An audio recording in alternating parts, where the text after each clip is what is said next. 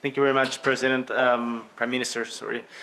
Well, we've got quite the cringe factory here. Welcome back to Moose and Loose. My name's David. Today we've got Mark Carney meeting with the president of Chile, and this is the most cringe, weirdest, most embarrassing thing you'll see in a long time. They're both cringe. They both don't know what to do. They also slip out a few pieces of information they probably shouldn't have. Spoiler alert, the president of Chile is an eco-green nut himself. Let's jump into this. I want to start this one off with a deal, a win. That's not Mark Carney getting the deal. It's actually Anita Anand. Anita Anand is the first person in the Carney administration here to get a deal. This morning I spoke with the Canola Council of Canada, explaining that our diplomatic efforts have resulted in Pakistan's decision to lift its restrictions on imports of Canadian canola. The decision reestablishes a significant market for Canadian canola producers. Well done, Anita Anand. You've done more than Mark Carney. This is embarrassing. Anita Anand has gotten the first real deal here, and I don't know how big this is going to be, but this is something for the canola industry in Saskatchewan. So they got Pakistan to buy canola and then change its country of origin, then ship it for profit to China. As a farmer, we see this stuff time and time again. It's not a win. Good news, but it's not a new market. It's reopening a market that was closed in 2022. You do realize this will impact about 5% of Canada's canola crop. Chinese tariffs impacted 100%. So it's a small win, but it is something. Moving ahead, we've got Captain Schmuck posting this. Ready for Halloween with Hadrian. He's the surfer. I'm the shark. Look at this in brackets. To his left, Justin Trudeau has to point out to his left, just so everyone can see that Justin Trudeau was the shark. This just reminds us how bad Justin Trudeau was. Moving ahead, we got Kirk with this one. British Columbia is now banning crypto industry from its electricity grid, and data centers will have to compete for 100 megawatts of power every 2 years. BC's rationing electricity to the fastest growing sectors because in an energy superpower country like Canada, we don't have enough infrastructure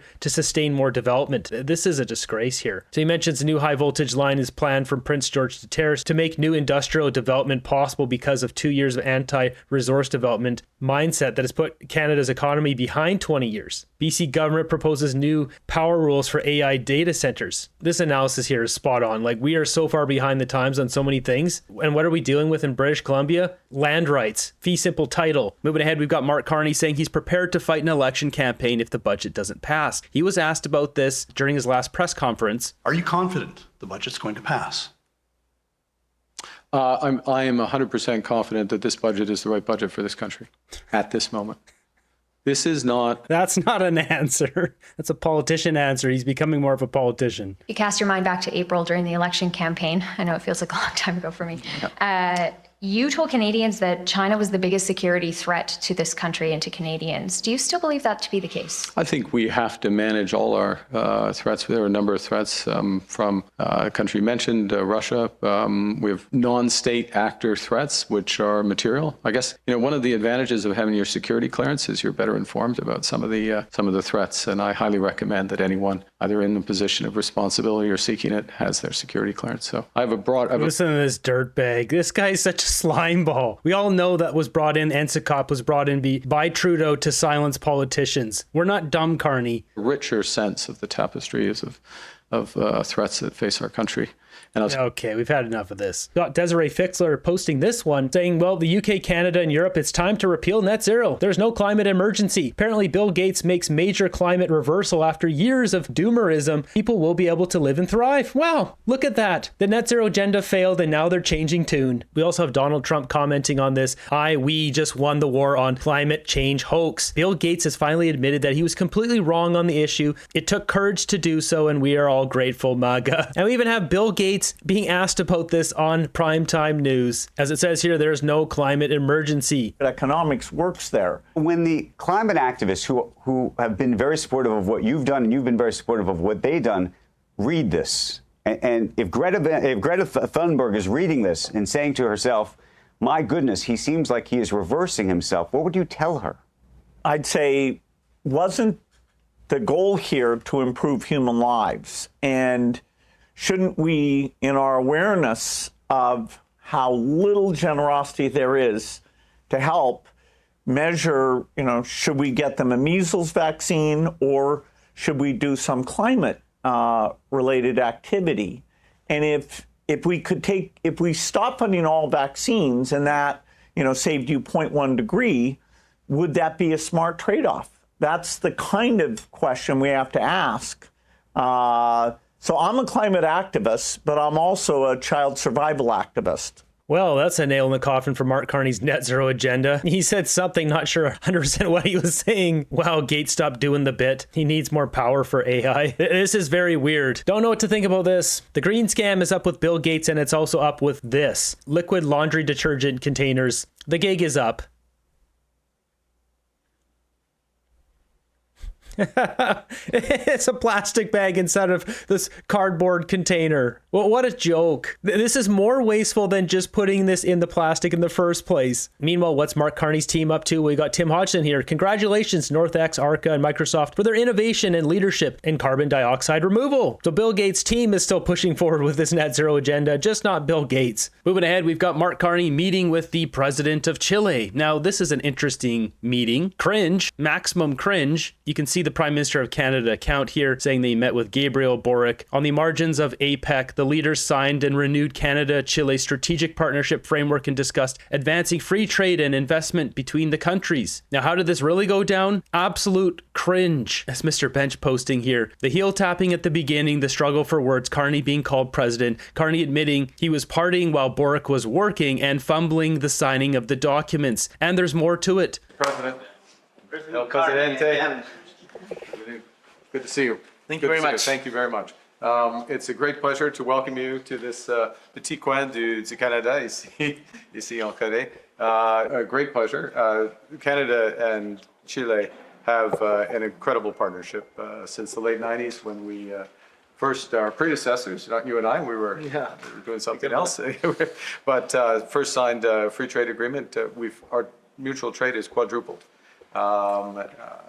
Our mutual trade is quadrupled, and I'm cutting out the French sections, by the way. For some reason, Carney starts speaking random French chunks here and there. Quadrupled, language like that is trying to make it seem like this is a big deal. It's not. So here we have Canada imports by country. Where is Chile? There it is. So $1.5 billion we're importing from Chile per year. And exports per country, and where's Chile? It's way down here. Right there, 506 million. So roughly two-way trade, $2 billion per year. Chile's not a big trading partner at all. And we also, Canada is a very large investor in Chile. We learn a lot from Chile. We have almost $30 billion of investment across a range of sectors. I like Chilean wine. We actually had, well, you weren't there last night. No. You weren't there, you were working. But we enjoyed it at this fusion of culture. But in all seriousness. So he was partying, enjoying wine, and he was working. Don't worry, this gets more cringe as it goes on. On a wide range of issues from energy, critical minerals, clean growth, digital economy, the mixture of digital and culture. I've benefited greatly from your leadership, as has your country, as has the world. We've got lots to discuss today, including the strategic update to our strategic partnership. So, welcome. He mentioned clean growth. He's going to say the same stuff. These guys are both on the same eco wavelength here. Thank you very much, President, Prime Minister, sorry. For me, I like that. That's true. For me, it's an honor to be with you today.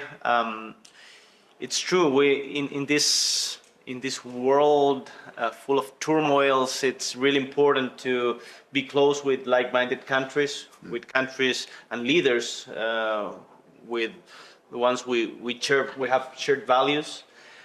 Like-minded countries and leaders with shared values. There's another green grift going on here. And we have a lot of investments. Canada, have a lot of investments in Chile on mining, on your pension funds have done an incredible job also in Chile. We are exporting a lot to Canada, but your pension funds have done an incredible job. Now, who knows something about investing with pension funds? Of course, it's Mark Carney. So going back to this press release, you can see June 16th, 2006. This is going way back. Take it full screen. Who is it? Brookfield Asset Management. Of course it is. So Brookfield did a deal here back in 2006, which you can see announces a consortium led by Brookfield, which includes Canada Pension Plan Investment Board, CPP, British Columbian Investment Management Corporation, $1.55 billion. This is to buy Telsec's assets serve as a backbone of Chilean electricity sector. Now, since then, Brookfield has sold this off to China. But not only that, there's more to the story than we know, but right on Brookfield's own website here, Brookfield up in the top corner here. Looking at their investments here, they have $61 billion in South America. And of that $61 billion, it says right here, We develop and manage assets that advance economic progress, foster innovation, create lasting value in communities in Brazil, Chile, Colombia, and Peru. Now, as for the pension funds, I don't know if he was talking about that deal back in 2006, but just from my own board here, I've got Brookfield Timberlands Fund, VLP, has holdings in Canada, Chile, Uruguay, New Zealand. We've got Simieritsch, which is number 15 on Mark Carney's conflicts of interest. Brookfield invested in Simieritsch to help Chilean energy groups expand and achieve their goal of having 1,000 operational plants by 2030. So Mark Carney has a direct conflict of interest. And you can see here, Brookfield acquires majority stake in Chilean solar project. That's all the connections to Chile that I have here. Clearly, there's something more if he's talking about pension funds, because it's quite possible that this catalytic transition fund, climate fund, is invested in Chile. We don't get all the details on who's invested here. Or Mark Carney's Brookfield Global Transition Fund 1 or 2 could be invested in Chile as well, because there's a bunch of pension fund money here. Either way, I think this guy slipped the cat out of the bag. We're also working on green economy. We're protecting our oceans, so we're working together on that. You are supporting us to be hosts of the BBNG treaty. And tell them what the BBNG is. The BBNG, it's the non-territorial waters overseas, non-jurisdictional waters. Yeah, exactly. Beyond jurisdictional waters. Very important treaty, yes. So we have a lot in common. We have a lot to work on, and we are updating our treaty for the third time, I think. Yes. For the third time, it's in a modernization, and we are including other topics, and it's really great to be with you again. Fantastic. Thank you very much. Okay, merci beaucoup. Thank you. Bon, c'est parler. Are we doing the signing first? Oh, okay. Yeah. They don't even know what they're doing here. So before they get to this cringe, because this is unbelievable cringe, going back to him talking about green economy, these guys are working on this together. The same is with Jamaica. Here we have the Canada Corruption Index, and you see it has fallen. You might think that's a good thing. That's a bad thing. Countries that have a high rating, the higher it is to 100, the less corrupt the country is. More transparency is what that is. So high transparency is 100, 0 is zero transparency. Canada has fallen off a cliff. And we can go back 25 years, and it's just been downhill the entire time. We can zoom it out. So this is Jean Chrétien, Paul Martin, Stephen Harper, Justin Trudeau. So Canada currently sits at 75, which is not great. In comparison, here's Chile. They sit at 63, and look where their graph has gone. Downhill. So Mark Carney, he's been working these angles, these politicians for years now, finding all the eco-green warriors. He can roll out his net zero agenda, carbon credit system, just like the leader of Jamaica. Remember when he said this, that Jamaica is one of our most important trading partners? Leadership on climate, leadership in our bilateral relations. It's one of Canada's most important relationships. So I want to correct myself. On the previous video, I said Jamaica was something like was ranked 20th in our trading partners. That is not correct. 73. Here's Canada exports by country, and Jamaica is 73rd on the list. There it is, 101 million. Canada imports by country, 92 million a year. Carney's finding all these eco-green friendly countries that will just help roll out his agenda. Now take a listen to this. It sounds like Mark Carney says he speaks Japanese. You're also talking French? And well, yeah, especially Japanese, but not going to use it very often. I just used it, in fact. Yes. Okay. President, you'll sign 3 times on your page, and then I'll exchange. So I signed twice? You'll sign Yeah, here, yeah, and then on the second. yeah. See, this is mad attention to detail. You go.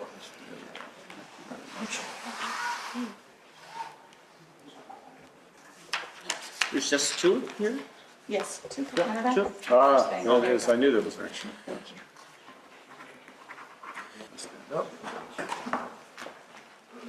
Hold that up. Hold that up first. Actually, I guess we exchange. This is so cringe. They don't know what they're Handshake. doing. We exchange. Let's do all the variants. And then we can leave it on the. Thank you very much. Perfect. Thank you very much.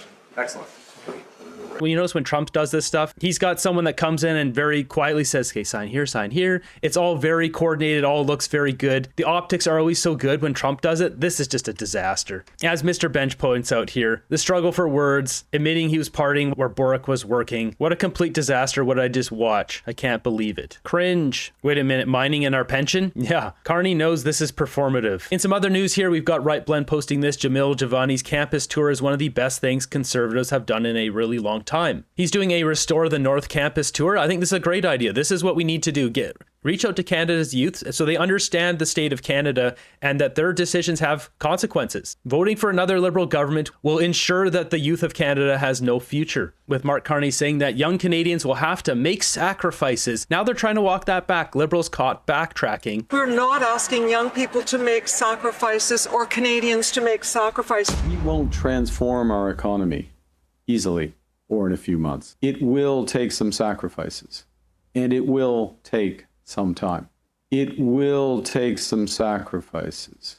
The words came out of his own mouth. You're not asking, you're telling them. We got quite the spicy back and forth here. Adam Vancouverton running his mouth. For the most part, they put a muzzle on the guy, but he seems to have shooken it off. The Prime Minister just told a room full of young Canadians that they're going to have to make sacrifices. Well, after 10 years of the Liberal government, they've already had to sacrifice the dream of owning a home. They've already had to sacrifice their modest expectations of living in a safe community. They've already had to sacrifice an economy where the cost of living is manageable and good-paying jobs are easy to find. So my question for the Prime Minister is, when he made these comments, what additional sacrifices for young Canadians did he have in mind?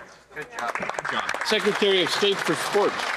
The leader of the Conservatives doesn't seem to get is that Canadians use hope and hard work and sacrifice every single day to build up our country and our communities. But when the failed former MP from Carleton lost his seat, Mr. Speaker, he didn't have to make any sacrifices or be accountable. He didn't even learn a lesson clearly. But when his constituents fired him, he should have maybe paused and reflect a little bit. But since he didn't lose his home in taxpayer-funded non-market housing, I guess that's why he continued to deny it to millions of Canadians, Mr. Speaker. Maybe that failed and flailing Conservative leader should join some students in a class, because it seems like 20 years in this house, after 20 years in this house, he can learn a thing or two about hard work. Yeah. Quite the statement, but he seems to have forgot that Mark Carney kicked out Chandra Arya from his riding for no good reason. The guy had been there for 9 years. They kicked him out so Mark Carney could be parachuted in. The difference is Damien Currick gave up his seat to Pierre Poilievre. He offered it. Mark Carney stole his seat from another Liberal. So he can go run his mouth all he wants. Go paddle a kayak at him. Nobody cares what you have to say.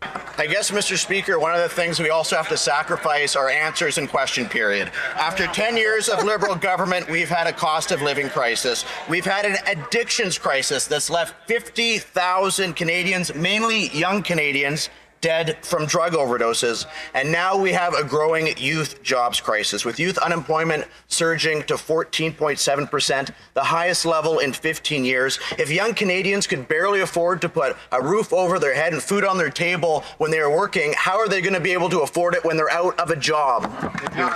We got to keep drilling down on the issues here, but we also have to be mindful of the Liberals' dirty tactics. As Adam Vancouverton just did there, more smearing and slandering, the Liberals running these kind of things. In contrast, I've been creating some of my own, using their same template here. Mark Carney lied about semiconductors, put the quote there, the date, and cited this source here. Asia provides 83% of semiconductor imports to the United States, where Mark Carney said, they all come from Canada. We also have this one here, I'm not going to read out on the channel, but they want to play dirty games, we can play dirty games.